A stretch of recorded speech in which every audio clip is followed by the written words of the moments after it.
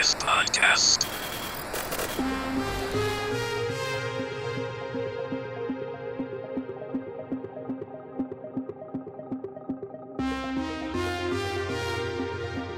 Hello and welcome. We are the Zeit Guys. My name is Greg. My name is Nick. And this is the very first of hopefully many podcasts where we're going to be covering all kinds of things that are interesting and where you have questions about it. Mostly conspiracy theories, but it's not all conspiracy theories. And the name Zeitgeist comes from the German word Zeitgeist, which means the spirit of the times. And the spirit of these times are very skeptical. Would you agree?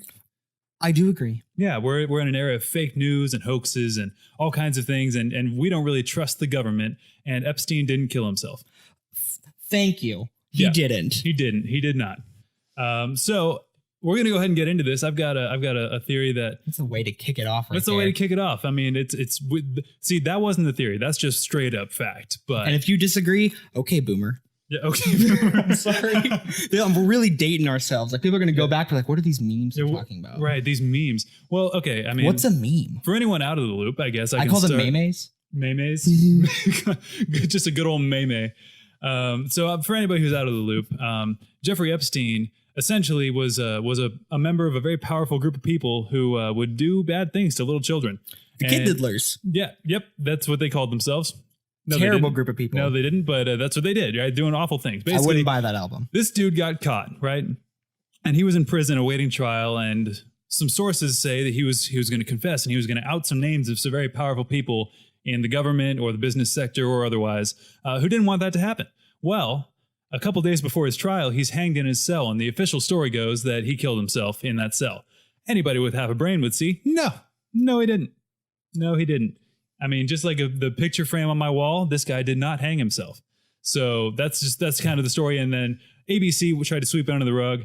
We could talk about ABC all day. That's just kind of like... And CBS. And CBS and NBC, any news station, right? We can talk about them all day because we don't trust them. And you shouldn't. But basically, it became a meme because the news stations weren't going to cover it anymore. They were hoping everyone would forget about it. And everybody's just been throwing it out there just anytime, any chance they can. Like, hey, there's you can fit 234,000 Earths in the sun, and also Epstein didn't kill himself. That kind of thing. Yeah, I always get my news from reliable sources, the local Facebook moms. Local Facebook moms. They know everything. And you know what? I'm going to get into that in another episode about Facebook conspiracies and everything like that. It'll be great. It'll be fun. Today, sorry. No, please. I was going to go off on a Facebook tangent, but we don't need to because this is about... this is about geography. We're doing something more important because this is much more important. Yeah, people who live in this country, yep, you could not exist. No, the people exist. You mean nothing. Let me clarify. If you're one of these people, you exist. You just might not be where you think you are. So we're going to kick it off. This has been around. I first saw this theory, and you probably have heard it. It's all over the internet. Also became a meme. I saw this theory in 2015 on Reddit when it first came out, and it makes a lot of sense. But I'll cover it briefly because I've got another theory after this that I think is my own theory that I think is even better. But the country of Finland does not exist. Nor do its people. No, well, there are people that believe themselves to be Finnish, and they could be expected to. Finish what? But really... I'm sorry. This is terrible. It's fine. It's fine. Okay, I'll let that go. They didn't finish existing. All right. Okay. Okay, go ahead. I'm sorry. So basically, Finnish people are actually most likely either Estonian, Russian, or Swedish, depending on what side of Finland they believe that they're on. So here's the theory. Came from Reddit in about 2015, back when I was still using Reddit. Those are the good old days. Basically, this guy was on an Ask Reddit thread, and he explained that his parents had taught him growing up that Finland did not exist. And here's why. I'm going to go ahead and read his words verbatim so you can kind of get a picture for it. So, firstly, they say the actual place of Finland is just eastern Sweden, right? And of course, everyone's going to raise that question like, wait, Finland has a major city. What about Helsinki? What has happened to it? Yeah, I know. Because clearly it's sinking. I know. It's the place where Helsinki's. Oh my God! It's the place where hell gets its sinkies. I'm done. I only pick up my sinkies from The S-Man himself. So, That's Satan. yeah, that's Satan, the sink salesman.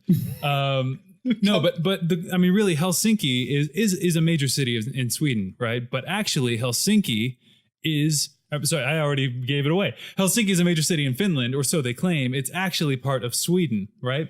Wait, seriously? Yes. So Helsinki is in eastern Sweden, and so when people fly there, because there's a major airport there, of course, it's not like they would really notice. You know, I mean, you can't really just look over there and be like, "Oh, that must be Sweden." You know, it would look the same if Finland were there. So world maps have been altered. Okay, you can't trust the maps. I'll get into that a little bit later on. And that's because the UN is in on this conspiracy to keep people believing in Finland. Now, why? Right? Why would an entire country be made up? It seems so bizarre that nobody would ever believe it, right? Which makes it so easy to do.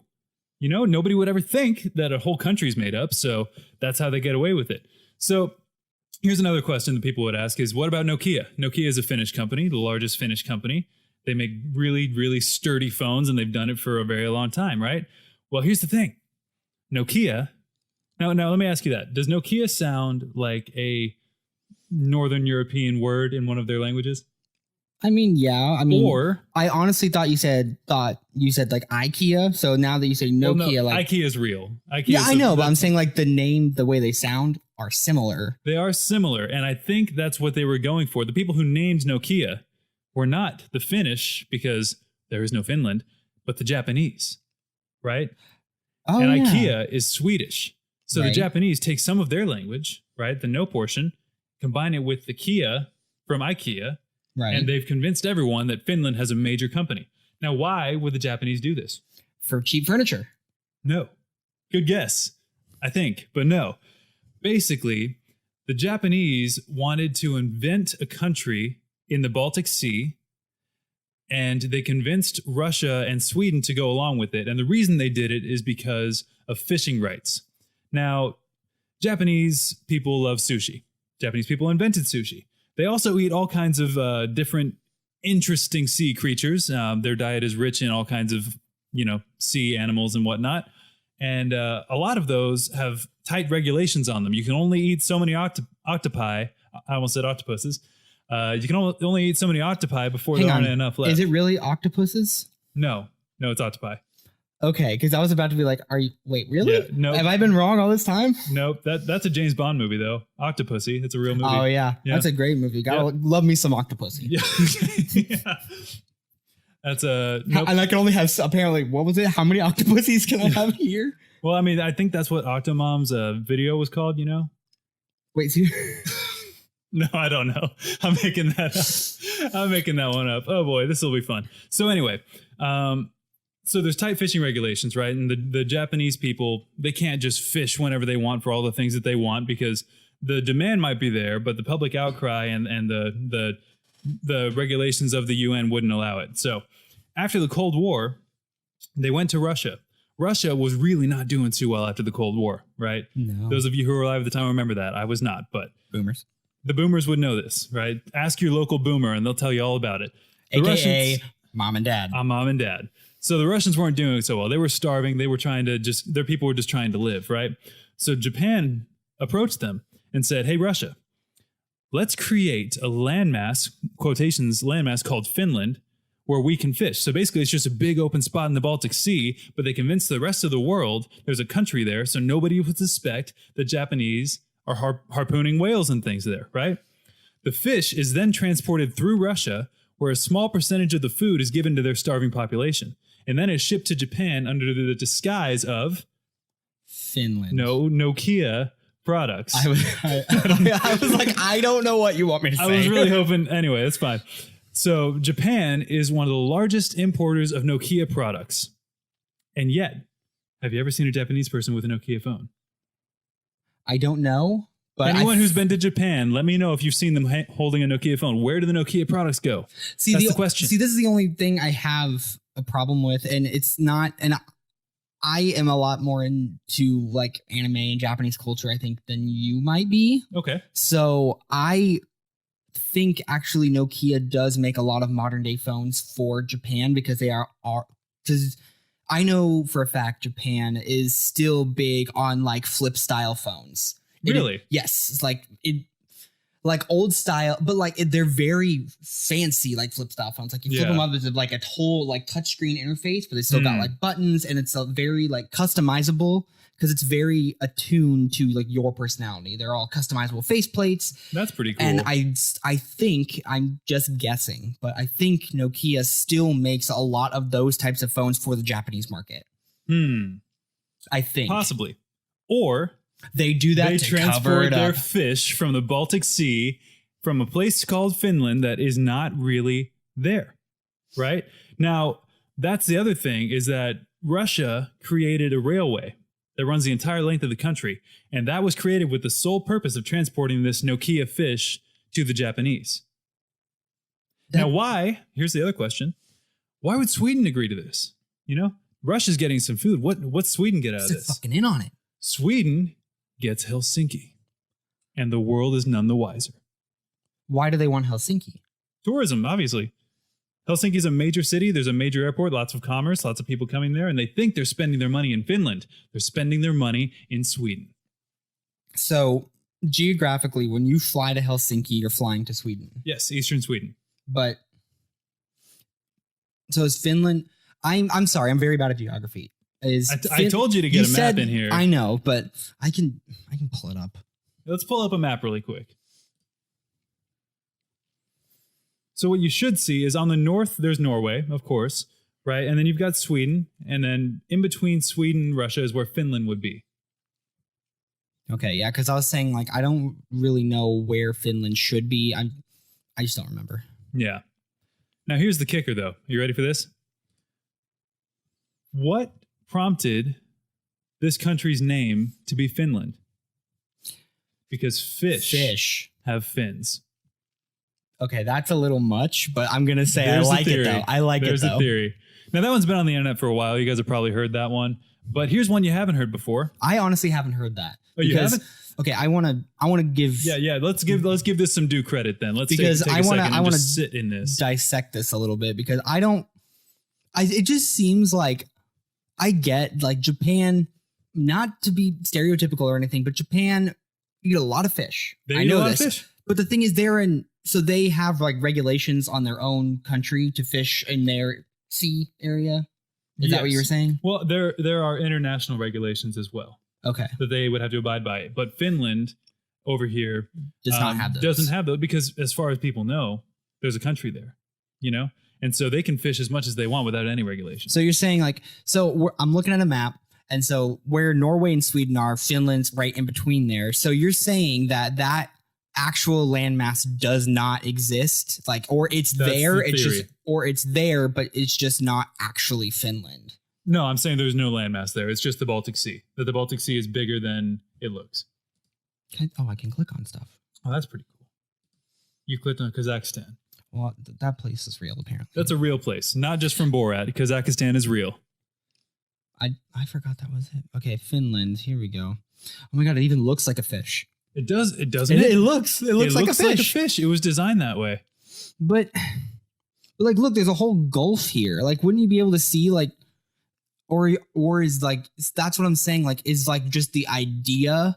Oh, I'm sorry. Let me correct myself. When I said Helsinki would be Helsinki's western Sweden. I'm sorry, the western coast of Sweden, across from the sea. That's what I'm saying. Like, this landmass is there, but the idea of it being Finland. No, this landmass is not there. This map was doctored.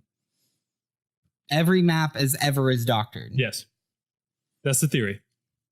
Okay, I'm going to be the hella skeptical on this one. Like, that seems like a lot of work. There's the zeitgeist. He's skeptical. God, I am, because, I mean, as much as I would like to believe that, it seems like way too much work. But think of all the fish they can fish. Like, think they could get as many octopi as they want, sea cucumbers, sharks. It shows Helsinki's in Finland. Well, the map does, sure, but can you trust that map? I don't know. Can I trust mapsoftheworld.com / Finland? Maybe you can. Maybe you can't. I don't know. Mapsoftheworld.com. Anybody could have made that website. Anybody can make any website. Which brings us to our sponsor, Squarespace. Oh, boy. I wish if Squarespace is listening, we'd be fine to do a couple sponsor videos. We will prostitute ourselves for this podcast if we need to. Yeah, I have an arm I'm not using. You want it? Okay. So here's the thing, right? That's the Finland theory. That one's been bouncing around the internet for a while. Do you want to hear my geographical theory? Yes, I am curious. All right, here's my theory. And in my theory, you can and can't trust maps, right? And I wish we had a physical map here so I could show this to you because it's hella convincing if I have an actual map. Anybody at home, if you have a globe or a map near you, I'll tell you when, but you're going to have to take a look at that, okay? So, there's another country in the world, a country of mystique, of mystery. Like the X-Men? Yes, like Mystique. And this country, it does exist, but it's not real. The country is New Zealand. Oh, come on. Yep. And I've been to New Zealand. I've stood on this landmass, right? And after I went to New Zealand is where I first came up with this theory that New Zealand, while it exists, is not real, right? Now, an online map, of course, is gonna show it, but right. I'll get to this and I'll get to that in a little bit. So, what do I mean? What do I mean that New Zealand isn't real? Here's what I mean. New Zealand, and I've got some points to support this, but New Zealand was created by both the country of Australia, the government of Australia, and Peter Jackson and his crew for his magnum opus, the Lord of the Rings trilogy. Right? Now, here's what happened. Mm-hmm. In the late 1990s, Peter Jackson was looking for someplace that could embody Middle Earth, right? But without having to spread himself too thin. He could have easily gone to the Himalayan mountains for the mountain scenes. He could have gone to the Green Hills of Ireland for the grassy scenes. But think of how expensive a movie would be if you had to go all over the world for your different shooting locations. No, that wouldn't do. That wouldn't do. So what did Peter Jackson do? Peter Jackson created a very, very small country, one of the smallest countries in the world, I would point out, an island off the coast of Australia that has all the topographical points that he would need to film The Lord of the Rings in a very small space. I've been to New Zealand. I've driven across the North Island of New Zealand, can be crossed from tip to tail in about 4 hours. Very small country. We live in the great country of Texas. The country of Texas. The country of Texas. And you can get to from Dallas to Austin in 4 hours, right? So really, that's a small portion of Texas. Hey, now that's Texas, the whole country of New Zealand. Texas is a big ass country. Really is way bigger. We were our own country once. Let me tell you, way bigger than New Zealand. So here are my points. Here's the points that I have to support it. Okay, Number one. I'm getting there. Number one. Nice with you. No, I know, but I haven't even given you any supporting evidence yet. Okay. I noticed this when I went there. New Zealand. Let me ask you this. Well, let me back up. What is Australia known for? Death. Terrible things. Heat. Yep. Spiders the size of your face. Yep. It's just dangerous animals. Literally, right? It's the one place I don't want to go. I even heard the people suck. I'm sorry for anyone. I'm kidding. No, the people are fine. People are great. But no, they're known for dangerous animals, right? Yeah, because wasn't it literally for I don't know what war, but it was used as a prison island because it was so deadly. The Brits would actually send their convicts there, and that's how Australia was first founded. That's history. All the prisoners you know what? Let's just live here. Let's just stick. We're where stuck are they here. going to go? They can't swim anywhere. New Zealand didn't exist yet, so what are they going to do? So basically, the Brits come. The Brits. I don't know if that's is that an the offense? Brits. No, Brits is fine. Okay, I felt. I mean, speaking as an American, I'm telling you that's not offensive. It's fine. Okay, I'm sorry. The British came back and they're all just "We're the prisoners," and they're like, "We got you." Yeah, right. They're all buff and they're wearing snakeskin. They're riding ostriches. They're they're "You left us in the wrong island." Right. They've all got crocodile skin jackets. Okay. Anyway, this is north. So Australia, the closest neighbor of New Zealand, has just an incredible array of animals. So many animals, dangerous and not. New Zealand has no native animals. Now that's interesting. No native animals? There are no native animals to New Zealand, and people are gonna say this. People are gonna write me if anybody listens to this podcast. They're gonna write me and they're gonna say, "But what about the kiwi? The kiwi bird Right. is a native animal in New Zealand, right? I'm going to get to that. Just hold that thought, right? Other than that, there are no native animals. I was all around New Zealand, nothing. Animals just don't live there. Now, why? If it had developed similarly to Australia, right, in a similar geographic area, similar time frame, and if at some point there was Pangea and it all kind of broke off, why would there be no animals at all on this tiny island in New Zealand? There should have been some. There should have been some. If there are animals in Papua New Guinea and Hawaii and all these teeny tiny islands that are all spread apart, why wouldn't there be animals on New Zealand? Because it was invented and created as a movie set. Now, here's what happened. Late 1990s, early mid 1990s, whenever Peter Jackson was trying to do this, right? He is trying to figure out how to make it work. He discovers this just area that looks pretty tranquil, right? It looks like this could work, and the seas aren't too rocky there. There's a great barrier reef. It keeps the seas pretty level right around that area. So it's a great place to build his massive set. And let me preface this by saying that the budget for each Lord of the Rings film in 2001 dollars, I don't know how much that changes things, but $94 million for each film. So all three, and he filmed all three concurrently. So you can just put all three of those budgets together, 94 million times three, right? He goes to the government of Australia and he says, listen, I'm going to make a movie. It's going to be a great movie, the best movie, right? And this is going to get us lots and lots of money, but I need your permission to use the waters surrounding your country, right? Off of the West Coast there. Mm-hmm. East Coast. Sorry. I'm really mixing up my East and West today. And the government of Australia says, well, what's in it for us? Right? You know, I mean, why would we do that?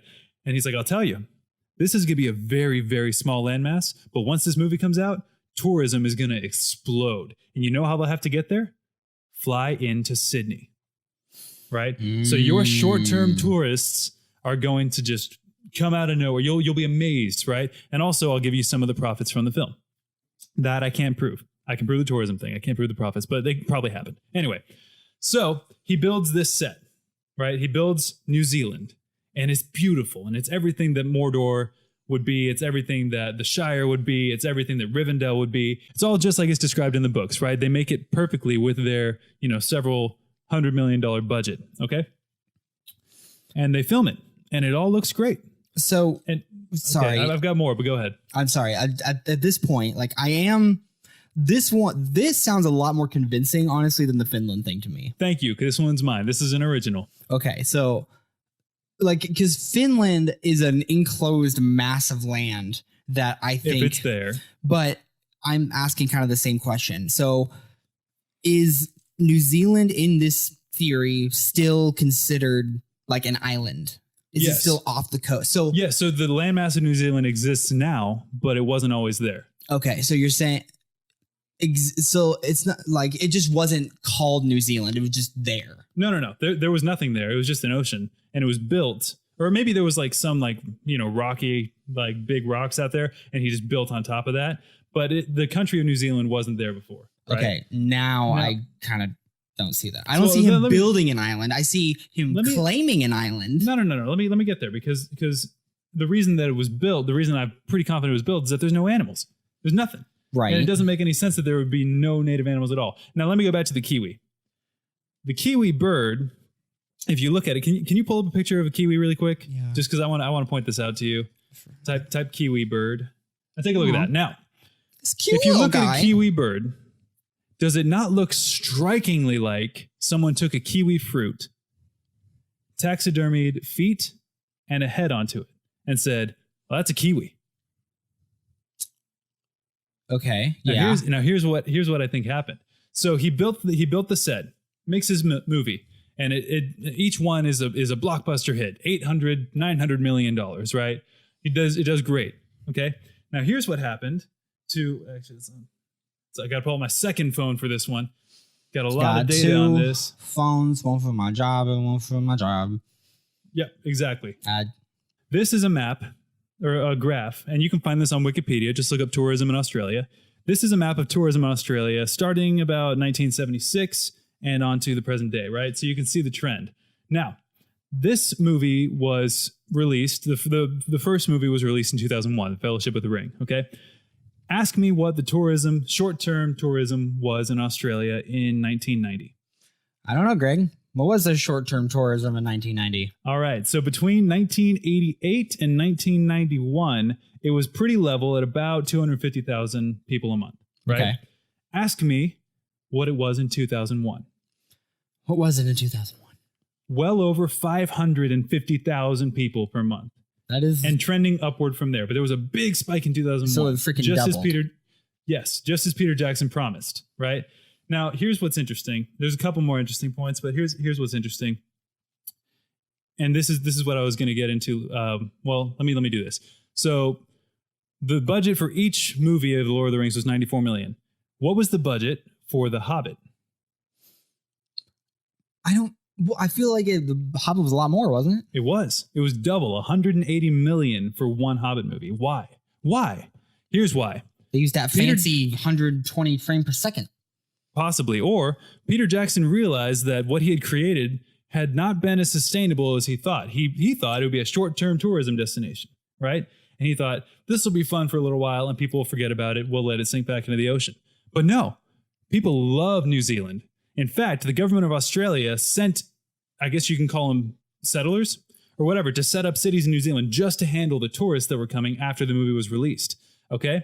And then when The Hobbit was to be made, a lot of that budget that was double for each movie, I would point out, there are 3 Hobbit movies too, that was doubled was used for repairs. They made the country a little bit more robust. They made it so that people could continue to come there, and they made a permanent Hobbiton. The original Hobbiton was torn down because they knew this isn't going to be here in 5 years anyway. They built a Hobbiton to last, and they built the country to last as well. That's where a lot of that money went.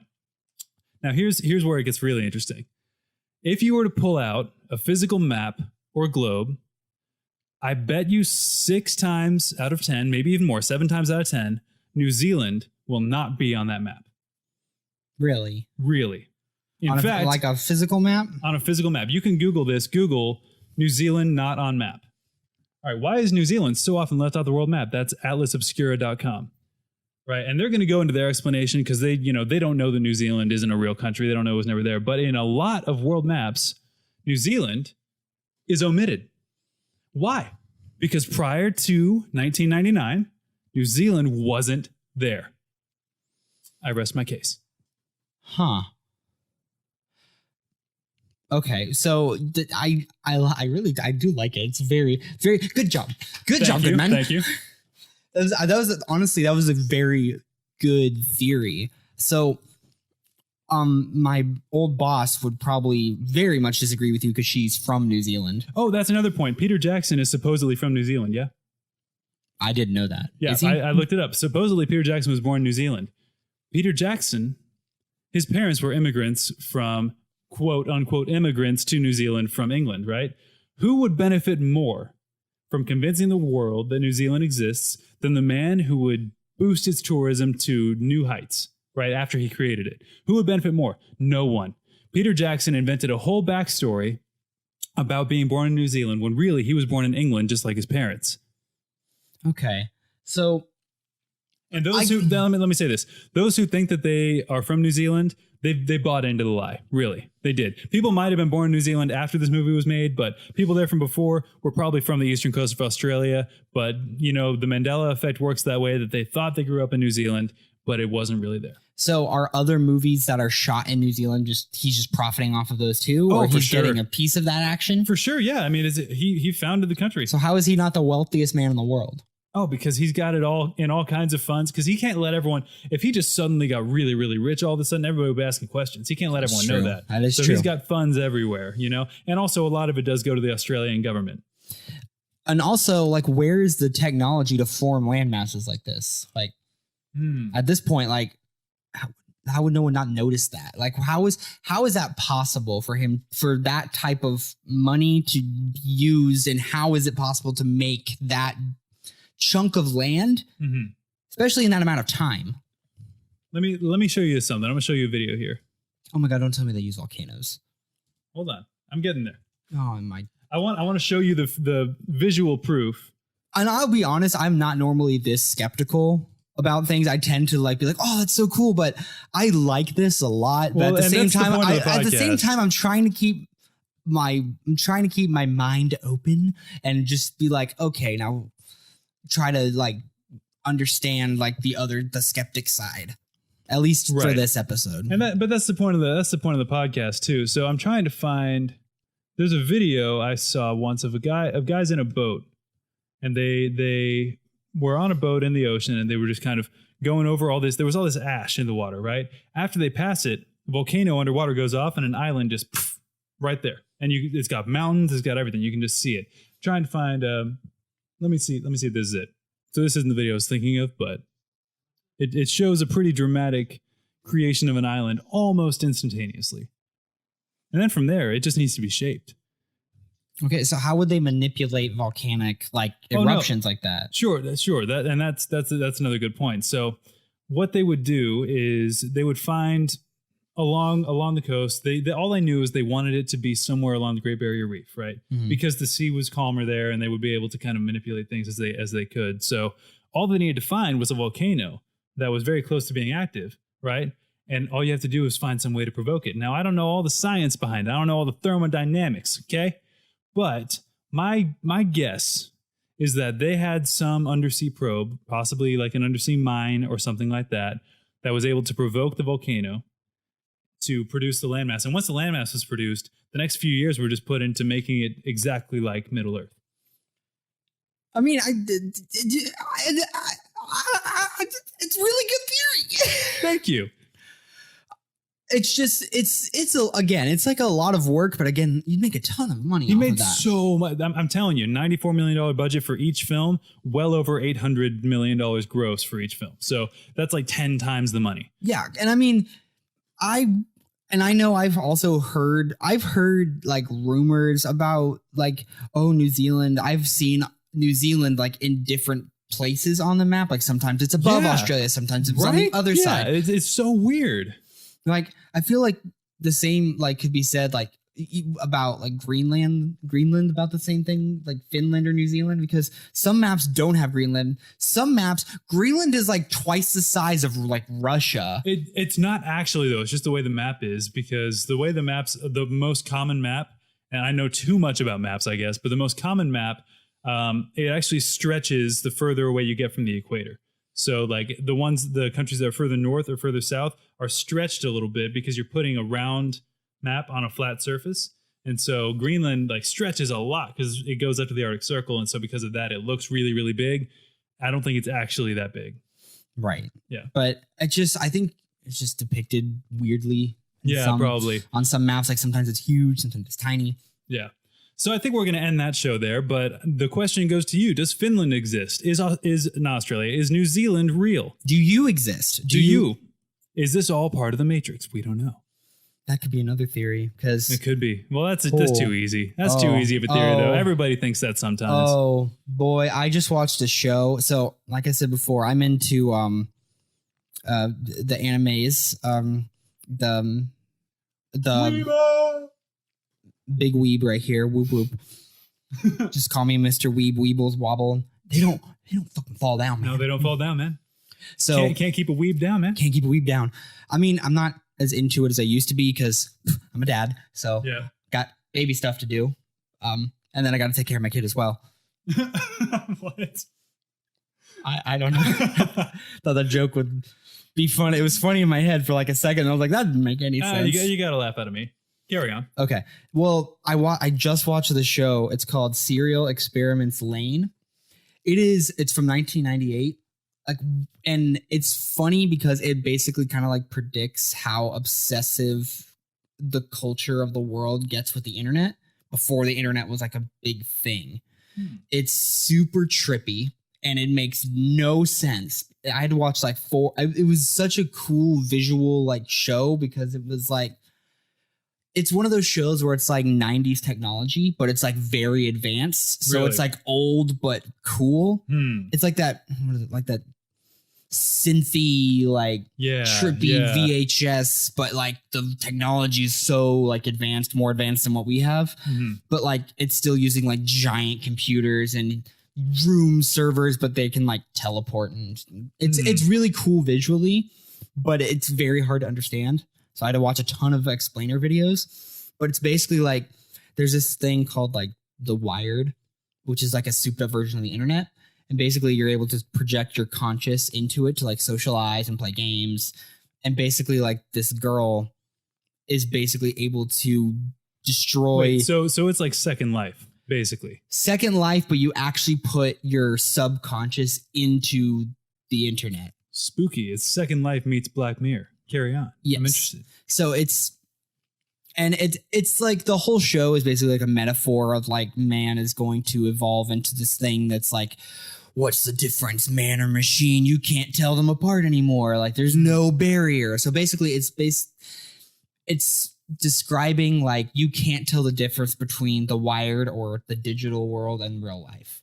Like it just gets fuzzy. So basically this girl named Lane is like the god of the wired, which is like the internet, and she's able to control things in both worlds. It's way more complicated than that, but it's basically like people. But the thing is, in order for like normal people to like kind of transcend and live like a new life, you have to die, and your mind is now fully like both your conscious and your subconscious are in the wired now. That is the afterlife. It's very interesting. So you're saying it's Buddhism?